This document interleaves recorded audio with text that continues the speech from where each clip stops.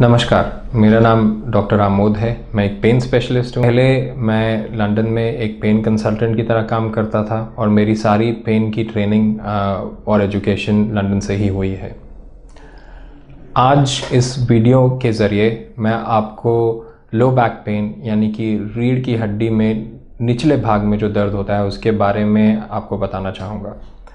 और मैं ये इसलिए करना चाहता हूँ ताकि आप सशक्त हों अपनी कंडीशन या अपनी प्रॉब्लम को समझने के लिए और ये डिसाइड करने के लिए कि आपके लिए कौन सी ट्रीटमेंट सबसे अच्छी रहेगी। तो लो बैक पेन या रीढ़ की हड्डी के निचले हिस्से का दर्द बहुत कारणों से हो सकता है और उनमें से एक कारण है रीढ़ की हड्डी में जो जोड़ होते हैं उनसे उठने वाला दर्द। आज हम इसी दर्द के बारे में बात करेंगे। इस दर्द के बारे में बात करने से पहले ये ज़रूरी है कि हम रीढ़ की हड्डी के बारे में थोड़ा सा जान लें। तो ये मेरे पास एक मॉडल पड़ा है रीढ़ की हड्डी का। ये सिर्फ इसमें निचला हिस्सा दिखाई दे रहा है। ये टेल बोन है जिसे कि हम कॉक्सिक्स भी कहते हैं और बाकी का स्पाइन ऊपर इसके होगा। जो रीढ़ की हड्डी है वो 33 बोन्स को मिला करके बनती है और ये बोन्स एक के ऊपर एक होती हैं। जैसे आप देख सकते हैं एक हड्डी ये है, दूसरी ये है। इनको वर्टिब्रा भी कहा जाता है। अगर हम एक हड्डी को उठाएंगे और देखें कि दूसरी हड्डी और एक हड्डी के बीच में ये एक जेली लाइक चीज़ है जिसे हम डिस्क भी कहते हैं। तो हर दो हड्डियों के बीच में ये डिस्क होती है और पीछे की तरफ एक हड्डी दूसरी हड्डी से जुड़ती है, वहाँ पे जोड़ होते हैं। अगर आप ध्यान से देखेंगे तो ये जहाँ पे एक हड्डी दूसरे के साथ जुड़ रही है वहाँ पे दो जोड़ बन रहे हैं। इनको हम फैसेट जॉइंट कहते हैं। ये जॉइंट्स जो हैं ये उम्र के साथ इनमें बदलाव आता है और बहुत बार ये दर्द का स्रोत बन जाते हैं। इनसे उठने वाला दर्द जो है एक भारीपन की तरह महसूस होता है।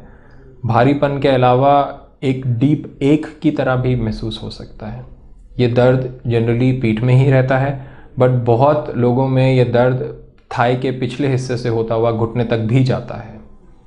दर्द के साथ साथ शरीर में एक अकड़न या स्टिफनेस महसूस होती है जो कि सुबह के समय लोगों को ज़्यादा परेशान करती है। उसके अलावा सर्दियों में ये दर्द आपको ज़्यादा तंग कर सकता है और बहुत लोगों को ऐसा लगता है कि उन्हें सुबह उठने के बाद सीधा होने में और चलने में थोड़ा समय लगता है। यही कंडीशन स्पाइन के ऊपर वाले हिस्से में भी हो सकती है जिसकी वजह से गर्दन में दर्द आता है और वो कभी कभी शोल्डर जॉइंट तक भी जा सकता है। फ़िलहाल हम अभी लोअर नीचे के हिस्से स्पाइन के नीचे के हिस्से के बारे में ही बात करेंगे, तो मैं इसी में सीमित रहूँगा। तो ये जो दर्द है इसको ट्रीट करने के लिए बहुत सारे तरीके हैं। ज़्यादातर लोगों को फिज़ियोथेरेपी करने से यानी कि मांसपेशियों को या कोर मसल्स जो हैं उनको स्ट्रॉन्ग करने से दर्द में राहत मिलती है। बट ये काम करने में इंसान को समय लगता है, 3 महीने 6 महीने, कि वो किस तरीके से कर रहे हैं उस पर ये डिपेंड करता है। जब मांसपेशियाँ स्ट्रॉन्ग होती हैं तो जोड़ों पे दबाव कम पड़ता है जिसकी वजह से हमारा दर्द कम हो जाता है। उसके अलावा आप दवाइयाँ भी इस्तेमाल कर सकते हैं जो इस दर्द को कम करेंगी। पेन मैनेजमेंट में हम बहुत बार इंजेक्शंस यूज़ करते हैं। इंजेक्शंस करने के लिए हम एक्सरे में इन जोड़ों को देखते हैं कि ये कहाँ पे है और इनके बहुत पास दवाई डालते हैं। वो दवाई आपके दर्द को लंबे समय के लिए कम कर सकती है और आपको एक मौका मिलता है, एक अपॉर्चुनिटी मिलती है जिसमें आप अपनी मांसपेशियों में काम करके उनको स्ट्रेंथन या स्ट्रॉन्ग कर पाएँ। इसके अलावा एक और तरीका है इस जोड़ से निजात पाने का, उसे हम रेडियो फ्रीक्वेंसी एब्लेशन या रेडियो फ्रीक्वेंसी ट्रीटमेंट कहते हैं। अब होता यह है कि जो इन जोड़ों से दर्द उठता है वो नसों के ज़रिए दिमाग तक पहुंचता है और तब हमें पता चलता है कि हमें दर्द हो रहा है। तो अगर हम इन नसों को किसी तरीके से अफेक्ट करें जिससे कि ये दर्द दिमाग तक ना पहुंच पाए तो उससे दर्द कम हो जाता है।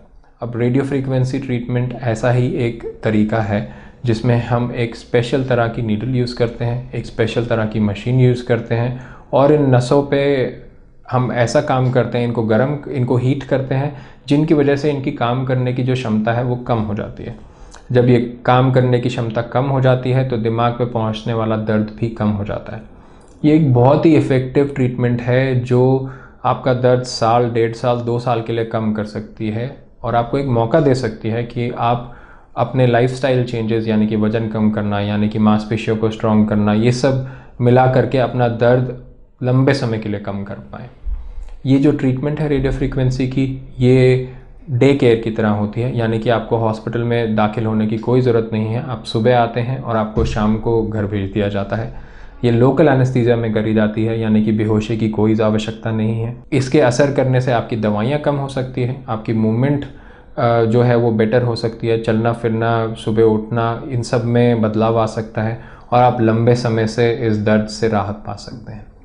मुझे उम्मीद है कि ये जानकारी आपके लिए या आपके प्रियजनों के लिए